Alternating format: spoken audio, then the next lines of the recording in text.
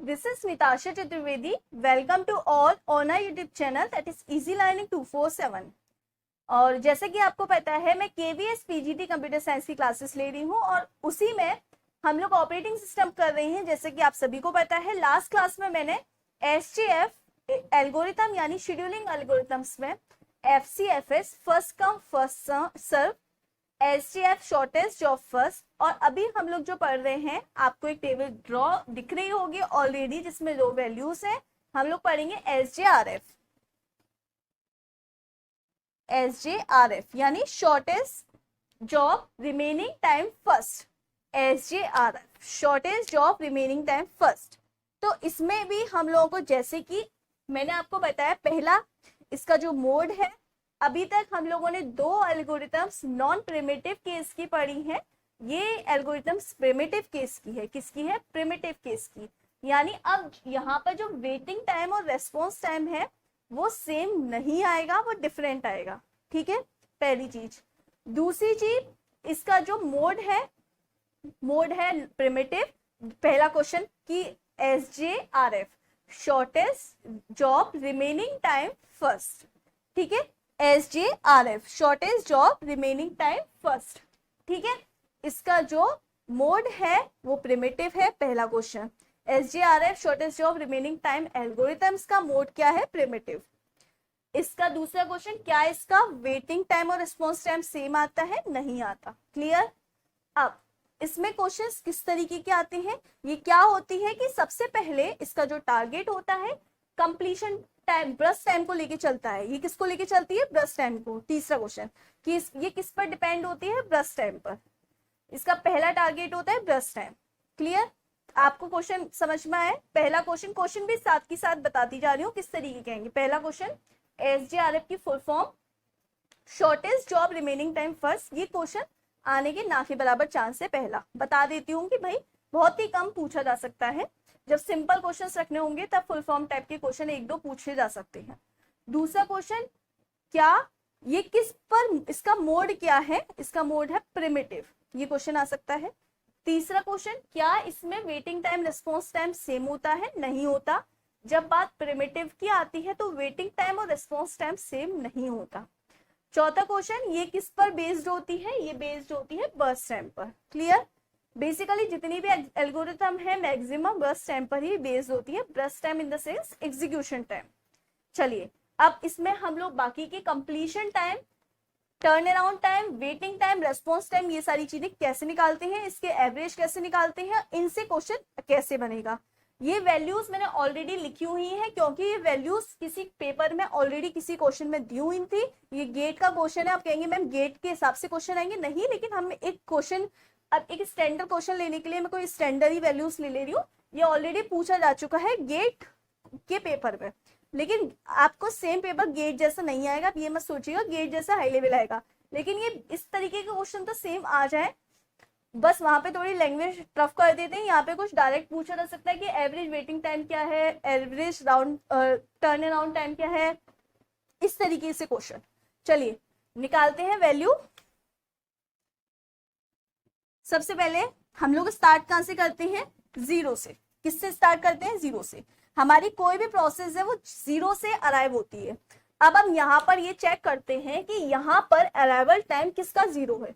तो सीधी सी बात है, हमें जीरो P1 का दिया हुआ है तो हम यहाँ पे P1 को अराइव कर देंगे। यहाँ तक आपको शायद अभी कोई समस्या नहीं होगी। अगर किसी का भी अराइवल टाइम जीरो नहीं होता तो हम उसको एक सेकंड चलाते, फिर हम वेट करते हो, फिर कोई वैल्यू हमारी आती। तो यहाँ पे हमें मिल गया क्योंकि P1 अराइव हो गया हमारा। अब P1 कितनी देर तक चलेगा? आप कहेंगे मैम 5 तक। नहीं, क्योंकि ये SJRF है, यहाँ पे शॉर्टेस्ट जॉब रिमेनिंग फर्स्ट होती है। तो शॉर्टेस्ट जॉब रिमेनिंग फर्स्ट यहाँ पे पहले ये 1 सेकंड तक चलेगा। कितने सेकंड तक चलेगा? 1 तक। बात खत्म। अब ये चेक करेगा क्या ये इस 1 पर कोई और अराइव हो रहा है? हाँ हो रहा है। देखो P2 अराइव हो रहा है। अब P2 अराइव हो रहा है। अब P1 1 सेकंड तक चल चुका, तो यहाँ पे P1 कितना रह गया? 4 ही तो रह गया।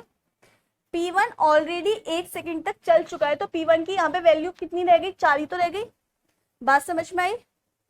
अब P1 की वैल्यू 4 रह गई और P2 1 है। तो अब इसमें P1 में और P2 में दोनों में बर्स्ट टाइम किसका छोटा है? P2 का ही तो छोटा है, तो यहाँ पे P2।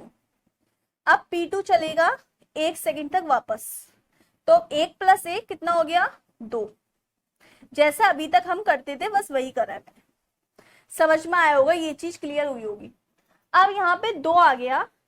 अब आपको देखो क्या अराइवल टाइम 2 तक किसी का है 0 1 2, अभी पूरी तरह कोई भी एग्जीक्यूट नहीं हुआ है। ये 1 सेकंड तक ये चल चुका, तो ये वैल्यू 2 रह गई। बात समझ में आई? अब देखो, अब P1 P2 और P3 तीनों अराइव हो चुके हैं। तीनों में कौन पहले चलेगा, कौन पहले एग्जीक्यूट होगा, किसको पहले एग्जीक्यूट होने के लिए थोड़ा सा समय दिया जाएगा, किसको फर्स्ट टाइम मिलेगा, बाकी को रिमेनिंग कर दिया जाएगा।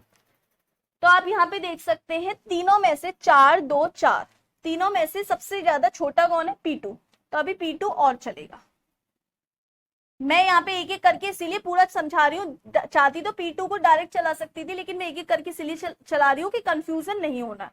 अब P2 2 + 1, देखो 2 + 1 कितना हुआ? 3। अब यहाँ पे P2 एक बार और चल चुका है, 1 रह गया, हाँ या ना? अब देखो, अब यहाँ पे 3 आ गया, तो 0 1 2। अब तीनों में से तीनों ही अराइव है, ये तो होगा नहीं P4 अराइव, P1 P2 और P3, क्योंकि 3 तक आ रहा है तो 3 से छोटा अराइवल टाइम देखना होता है, तो 0 1 2। अब इसमें बस टाइम देखेंगे 4 1, और 4 में कौन सा सबसे छोटा है? तो 1 है ना, तो 1। तो 1 किसका है बस टाइम? P2 का। तो अब वापस कौन सा चलेगा? P2। तो कितनी देर के लिए चलेगा? 1 सेकंड के लिए। तो कितना हो गया? 4। तो 3 + 1 चला कैसे था? मैं वो भी यहाँ पे एक एक स्टेप लिख रही हूँ। एक एक स्टेप इसलिए कर रही हूँ, मैं यहाँ पे P2 को डायरेक्ट 4 तक लिख सकती थी, लेकिन मैंने इसीलिए नहीं लिखा कि आपके दिमाग में कंफ्यूजन ना हो। एक एक पॉइंट से अगर आप करोगे तो कभी गलत नहीं होगा, लेकिन जब प्रैक्टिस हो जाएगी 3-4 क्वेश्चन की वैल्यू आप खुद ऑलरेडी मान के ले लेंगे। ये वाली वैल्यूज, कुछ ना कुछ वैल्यूज आप अपने माइंड से मान के देख लेंगे और करके देखेंगे। पेन पेपर चला, पेन से प्रैक्टिस करेंगे, पेन पेपर के द्वारा प्रैक्टिस करेंगे, अपने हाथ चलाएंगे थोड़े से, उसकी कृपा करेंगे, कष्ट करेंगे थोड़ा सा, तो उसके बाद क्या होगा, आप ये चीजें डायरेक्ट कर पाएंगे। तो ठीक है, अब थोड़ी सी इतनी कृपा कर देना कि अपने पास से ये चीजों के क्वेश्चंस की प्रैक्टिस जरूर कर लेना, अपनी माइंड से वैल्यूज मांग लेना। जरूरी नहीं है हर क्वेश्चन मुझे ही देना पड़े, आप यहाँ पे कोई और वैल्यूज मांग के देख सकते हैं। ठीक है, अब P2 यहाँ पे पूरी तरह एग्जीक्यूट हो चुका है, तो P2 का काम खत्म। समझ में आया? अब देखिए, अब बात आती है यहाँ पर 4 आ गया। अब 4 में P4 भी कंपनी में आ गया, भाई P4 भी अराइव हो सकता है 4 में। अब कौन कौन रह गया? P1 P3 P4, तो तीनों ही लाइन में है, P1 भी है, P3 भी है और P4 भी है। तीनों का अराइवल टाइम 4 से कम है, तो तीनों ही लाइन में है। लेकिन पहले एग्जीक्यूट कौन होगा, किसको समय दिया जाएगा? जिसका ब्रस्ट टाइम कम होगा। तो ब्रस्ट टाइम किसका कम है? P4 का। तो P4 आया और 1 सेकंड समय लिया उसने, और कितना हो गया? 4 था ऑलरेडी, 1 सेकंड का समय लिया, यहाँ पे कितना आ गया? 5। तो P4 तो पूरी तरह एग्जीक्यूट हो गया, क्योंकि इसके पास कुछ और समय है ही नहीं, ये तो अब और चलेगा ही नहीं। P4 एग्जीक्यूट हो गया। अब देखिए, अब हमारे पास सिर्फ 2 रह गई है जॉब, P1 और P3 की। लेकिन पहले कौन सा चलेगा? दोनों का ही ब्रस्ट टाइम सेम है, 4 और 4। जब दोनों का ब्रस्ट टाइम सेम है तो पूरी तरह अब दोनों ही चलेंगे, या तो पहले P1 चलेगा या P3 चलेगा। पूरी जब दोनों के ब्रस्ट टाइम सेम है तो आप डायरेक्ट भी कर सकते हो। जब ब्रस्ट टाइम दोनों के सेम दिखे और कोई और प्रोसेस नहीं दिख रही हो, 2 प्रोसेस ही दिख रही हो, तो आप डायरेक्ट कर दो, उसमें कोई कंफ्यूजन की बात नहीं है।